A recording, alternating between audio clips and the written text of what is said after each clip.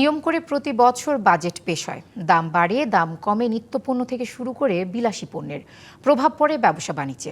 Budget নিয়ে তাই ভাবনা থাকে সাধারণ মানুষেরও। সে কথা জানাতে রাজধানীর হাতিরঝিল থেকে যুক্ত হচ্ছেন আরিফুর রহমান। আরিফ, নতুন সরকারের প্রথম বাজেট পেশ হচ্ছে কাল। কি প্রত্যাশা করছেন সাধারণ মানুষ? দেখুন, প্রতি বছর তো বাজেট উত্থাপন করা হয়, সেই বাজেটকে কেন্দ্র করে সাধারণ মানুষের থাকে কিন্তু মিশ্র প্রতিক্রিয়া। এবারও তার ব্যতিক্রম নয়। আমি এখন আছি রাজধানী হাতিরঝিলে। সেখানে দেখতে পাচ্ছেন একেবারে সাধারণ জনগণ, যারা আসলে মধ্যবিত্ত, উচ্চ মধ্যবিত্ত, নিম্ন মধ্যবিত্ত, প্রত্যেকের মধ্যেই এই বাজেট নিয়ে একটা আক্ষেপ থাকে। প্রতি বছরই মানুষের মধ্যে বাজেট আসে, আসলে তারা অভিযোগ আকারে বলেন যে জনবান্ধব হয় না, জনমুখী হয় না। একটু জানতে চাই আপনাদের কাছে যে বাজেটটা আসলে আপনি শুরুতে আপনাকে যেতে চাই, আগামীকাল বাজেট উত্থাপন হওয়ার সম্ভাবনা রয়েছে। সে বাজেটটাকে আপনারা আসলে কিভাবে দেখছেন? জনবান্ধব হতে পারে, জনমুখী হতে পারে, কিংবা আমরা জনমুখী চাই, কিন্তু রাষ্ট্রযন্ত্র যদি জনমুখী করতে চায় তাইলেই হবে, আমরা চাইলে হবে না।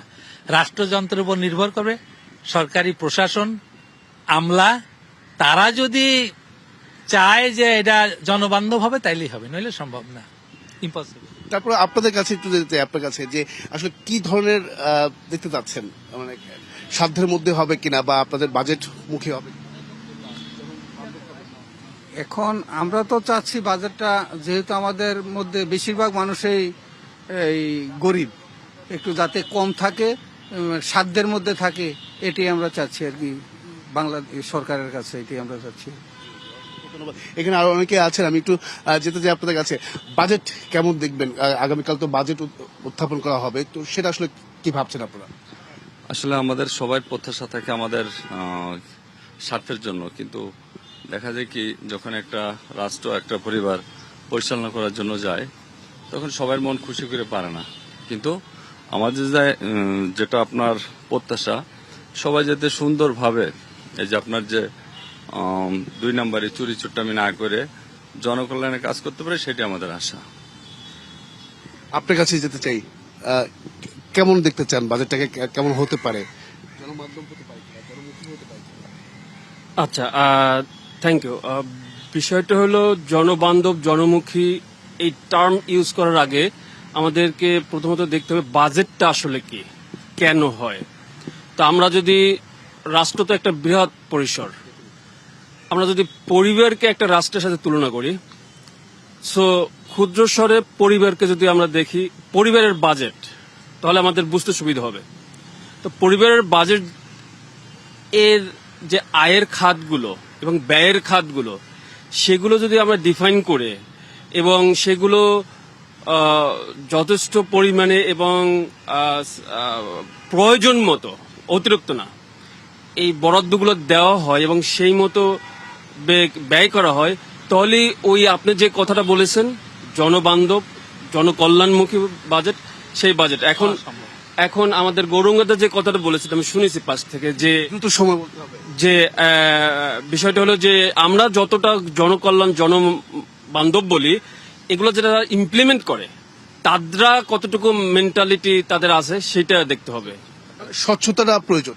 স্বচ্ছতাটা প্রয়োজন।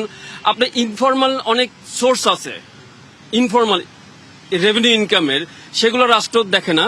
রাষ্ট্র দেখে মুসলিমের কিছু মিডল ক্লাসকে আইডেন্টিফাই করে রেখেছে, এদের কাছ থেকে ট্যাক্স নিচ্ছে, কিন্তু ট্যাক্সের আওতা আরো বাড়াতে হবে, তখন এটাকে আরো জনকল্যাণমুখী হবে এবং সম্ভব। অসংখ্য ধন্যবাদ। শুনছিলেন আসলে সাধারণ মানুষের যে মিশ্র প্রতিক্রিয়া, সেটা বরাবরই থাকে। সেই বিষয়গুলো আসলে তুলে ধরছিলেন সাধারণ মানুষ, এমনকি তারা বলছিলেন যে বাজেট পেশ করার আগে অবশ্যই প্রত্যেককেই যার যার জায়গা থেকে স্বচ্ছতা বয়ে নিয়ে আসতে হবে, তাহলে বাজেট হবে জনমুখী, জনকল্যাণমুখী।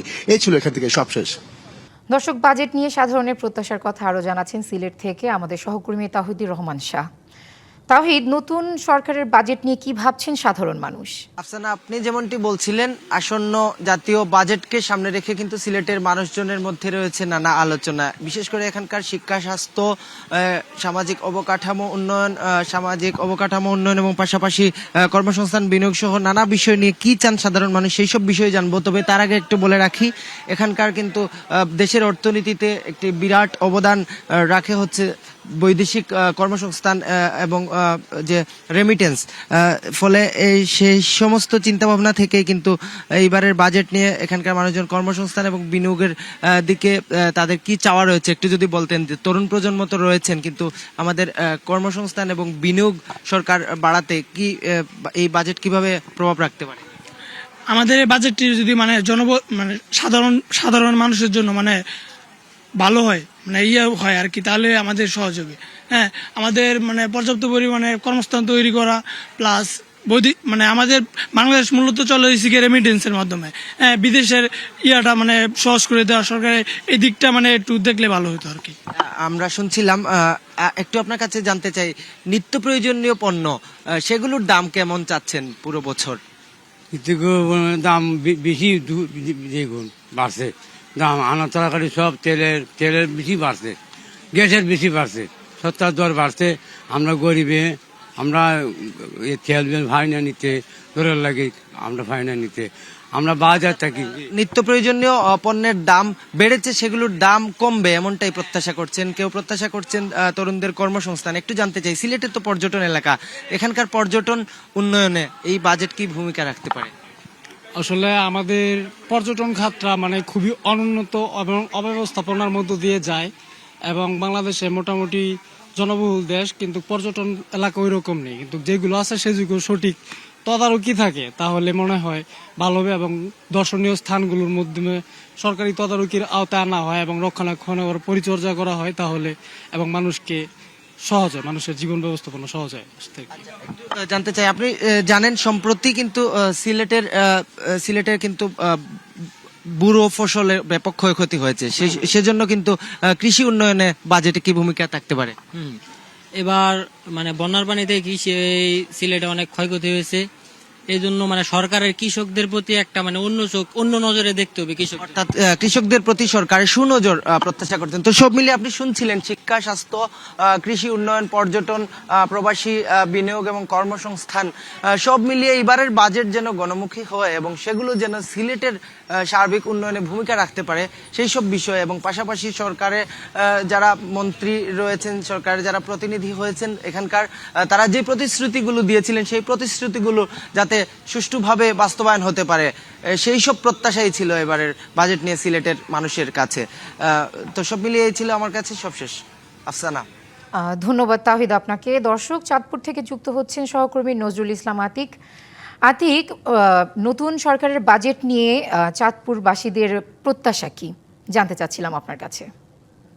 আফসানা, ঠিক অন্যান্য জায়গার মতো এই যে বিএনপি সরকারের প্রথম বাজেট নিয়ে কিন্তু চাঁদপুরের মানুষের মধ্যেও কিন্তু নানা ধরনের প্রতিক্রিয়া রয়েছে। বিশেষ করে সাধারণ মানুষের ভিতরে কিন্তু এই বাজেট নিয়ে কেউ মানে প্রতিক্রিয়া দেখালো, অনেকেই কিন্তু অনাগ্রহ। যদিও আগ্রহী যারা এই বাজেট সম্পর্কে কিছু জানেন, তারা বেশ কিছু দাবি দেওয়া কিন্তু আমাদের সাথে আলোচনা করেছেন এবং তারা দাবি করছেন যে আগামীর বাজেট হবে জনমুখী। বিশেষ করে স্বাধীনতার পর আগামীকাল সম্ভাব্য যে বাজেট ঘোষণা হতে যাচ্ছে, সেটি বাংলাদেশের ইতিহাসে সর্বোচ্চ বাজেট হওয়ার একটি সম্ভাবনা রয়েছে। প্রায় 9,38,000 কোটি টাকার একটি বাজেট ঘোষণা করা হবে।